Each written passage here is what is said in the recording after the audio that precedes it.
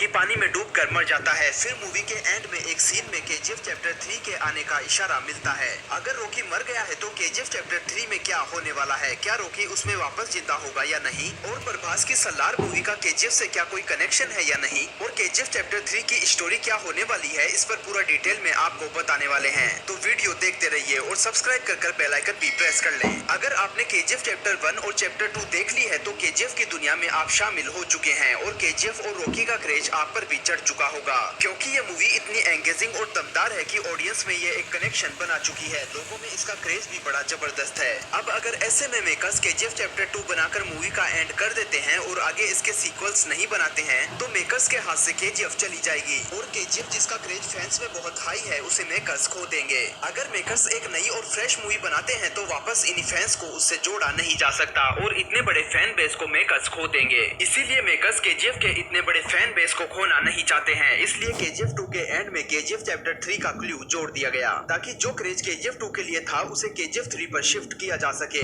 और definitely KGF 3 KGF 2 से भी बड़ी ब्लॉकबस्टर हिट होगी। केजीएफ चैप्टर 2 में क्लू मिलते ही इंटरनेट पर केजीएफ चैप्टर 3 को लेकर प्रिडिक्शंस लगने लग गए और चैप्टर 3 की स्टोरी भी निकलकर सामने आने लगी। हालांकि ऑफिशियल तो चैप्टर 3 के बारे में कुछ भी निकलकर सामने नहीं आया है, लेकिन चैप्टर 2 में ऐसे बहुत से छोटे छोटे क्लूज छोड़े गए हैं जिनसे केजीएफ चैप्टर 3 की स्टोरी शुरू होने वाली है। उन्हीं क्लूज से हम केजीएफ चैप्टर 3 की कहानी को सामने ला रहे हैं। तो शुरुआत करते हैं केजीएफ चैप्टर 2 में छोड़े गए वो सवाल जो अभी भी अधूरे हैं, जिनको केजीएफ चैप्टर 3 में दिखाया जाने वाला है। केजीएफ चैप्टर 2 और चैप्टर 1 में रॉकी अपनी माँ से एक वादा करते दिखाई देता है कि वो एक दिन दुनिया का सबसे अमीर और सबसे पावरफुल आदमी बनेगा, लेकिन केजीएफ 2 में रॉकी केवल भारत का ही सबसे पावरफुल क्रिमिनल बना था, दुनिया का नहीं। तो यहाँ जवाब मिलता है कि रॉकी का वादा अभी भी अधूरा है। वहीं केजीएफ चैप्टर 2 में रॉकी अपनी माँ को पूरी दुनिया का सोना ला कर देने का वादा करता है, लेकिन केजीएफ 2 में रॉकी केवल भारत के केजीएफ का ही सोना हासिल कर पाता है। इसलिए अपनी माँ से किए गए ये 2 वादे पूरे किए बिना रॉकी मर तो नहीं सकता। अब आप ही सोचिए कि इतना बड़ा पावरफुल क्रिमिनल रॉकी जो कभी हार नहीं मानता और काफी ज्यादा एडवांस माइंड रखता है, वो आखिर केजीएफ 2 में इतनी आसानी से कैसे मर सकता है? क्या ये बात आपको हजम हो सकती है? अगर आपने गौर किया हो तो केजीएफ 2 में रॉकी को पानी में डूबते हुए ही दिखाया जाता है, मरते हुए नहीं। लेकिन 20,000 फीट से भी ज्यादा गहराई के समुद्र से रॉकी बचकर कैसे निकलने वाला है, इसका जवाब भी आपको आगे मिलने वाला है। केजीएफ 2 में एक बड़ा इशारा ये भी देखने को मिला है कि रॉकी शिप पर जाते वक्त इंडियन आर्मी को जो फैक्ट्स भेजता है, सेम वही फैक्ट्स अमेरिकन और इंडोनेशियंस को भी भेजता है और इंटरनेशनल वाटर में रॉकी के पीछे अमेरिकन और इंडोनेशियंस की नेवी भी पड़ जाती है। लेकिन इसके बारे में मूवी में ज्यादा कुछ नहीं दिखाया जाता और अचानक से ही रॉकी के शिप पर इंडियन एयरफोर्स मिसाइल्स लॉन्च कर देती है और रॉकी का जहाज बड़े धमाके के साथ ब्लास्ट हो जाता है और रॉकी को पानी में डूबते हुए दिखाया जाता है। वहीं रॉकी की स्टोरी खत्म हो जाती है। अब अमेरिकन और इंडोनेशियंस रॉकी के पीछे क्यों लगे थे और रॉकी ने उन्हें फैक्ट्स क्यों भेजा था, इसका जवाब तो केजीएफ 2 में नहीं मिल पाता है। वहीं मूवी के एंड में एक छोटी क्लिप यूएसए की CIA की भी देखने को मिलती है, जिसमें अमेरिकन रॉकी के बारे में बात करते दिखाई देते हैं और रॉकी को बिगेस्ट क्रिमिनल बताते हैं। और मूवी के एंड में पीएम रमिका सेन के एक छोटे वीडियो क्लिप में यह भी दिखाया जाता है कि अमेरिकन और इंडोनेशियंस आखिर रॉकी के पीछे क्यों पड़े थे और बताया जाता है कि पिछले 3 सालों में 1979 से 1981 तक रॉकी ने 16 देशों में काफी ज्यादा क्राइम किए थे। तो केजीएफ चैप्टर 3 की स्टोरी यहीं से शुरू होने वाली है। केजीएफ चैप्टर 3 में रॉकी की पिछले 3 सालों यानी रॉकी जब मरा है उससे पहले की 1979 से 1981 तक की स्टोरी दिखाई जाएगी, जिसमें रॉकी अमेरिका और इंडोनेशिया जैसे 16 देशों में इंटरनेशनल क्राइम करते नजर आने वाला है और पूरे वर्ल्ड में सोने का इलीगल बिजनेस करते हुए देश विदेश की कड़ियां जोड़ते हुए रॉकी पूरे दुनिया का सोना हथियाने की कोशिश करने वाला है और पूरे वर्ल्ड में अपना क्राइम फैलाने वाला है। केजीएफ 2 में जैसे भारत सरकार के विरुद्ध क्राइम करते हुए रॉकी इंडिया का बिगेस्ट क्रिमिनल बन जाता है, वैसे ही केजीएफ 3 में रॉकी इंटरनेशनल लेवल पर गोल्ड का इलीगल सप्लाई और बिजनेस करते हुए दिखेगा और इनायत खलील जो केजीएफ 2 में जिंदा बचा हुआ था उसकी एंट्री केजीएफ 3 में भी होने वाली है और हो सकता है कि केजीएफ 3 में इनायत खलील रॉकी के हाथों मारा जाए। केजीएफ चैप्टर 3 में इंडिया, यूएसए और इंडोनेशिया जैसे 16 देशों के बीच जंग छिड़ सकती है। तो केजीएफ चैप्टर 3 चैप्टर 2 के मुकाबले काफी ज्यादा महंगी और बड़े स्केल की मूवी होने वाली है, क्योंकि मूवी में इंटरनेशनल लेवल पर फॉरेन कंट्रीज की शूटिंग दिखाई जाने वाली है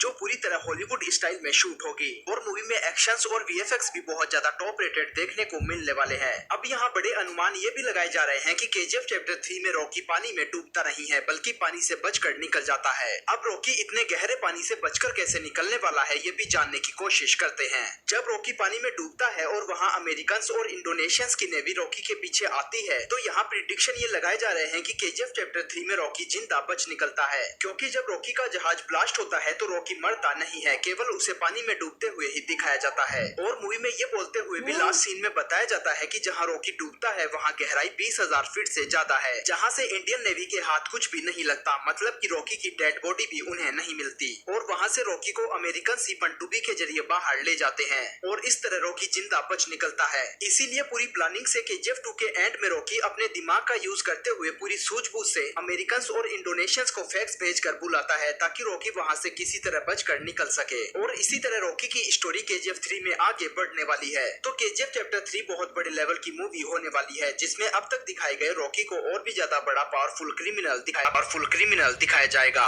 जिसका खौफ पूरे वर्ल्ड में देखने को मिलेगा। और रॉकी कैसे अपनी माँ से किए गए वादे को कि वो एक दिन दुनिया का सबसे अमीर और पावरफुल आदमी बनेगा, उसे पूरा करते हुए दिखाई देने वाला है। वहीं कुछ खबरें प्रभास की आने वाली सलार मूवी की भी निकल कर आ रही है कि सलार मूवी का कनेक्शन केजीएफ से हो सकता है। केजीएफ 2 में जो छोटा लड़का फरमान अधीरा को पुल पार करने से रोकता है और अधीरा उसे मार देता है, लेकिन क्लियरली उसे मरते हुए नहीं दिखाया जाता और उसकी माँ को उसकी डेड बॉडी भी नहीं दिखाई जाती है, वो लड़का जिंदा बचा हुआ है। और प्रभास सलार मूवी में इसी बच्चे का रोल निभा रहे हैं कि कैसे वो जिंदा बचा है। और रॉकी का फैन ये छोटा लड़का फरमान रॉकी के ही नक्शे कदम पर चलते हुए एक बड़ा क्रिमिनल बन जाता है। और प्रभास सलार में इसी बच्चे का रोल निभाते हुए खौफ फैलाने वाले हैं। सलार में भी केजीएफ की तरह ही विजुअल्स, वीएफएक्स और सिनेमेटोग्राफी देखने को मिलने वाली है, जिसमें रॉकी के भी कुछ सीन्स हो सकते हैं। बहुत सी सिमिलरिटीज केजीएफ और सलार मूवी में देखने को मिल रही है। केजीएफ और सलार दोनों मूवी के डायरेक्टर और राइटर प्रशांत नील ही हैं। वहीं मूवी के प्रोड्यूसर और प्रोडक्शन कंपनी भी सेम ही है।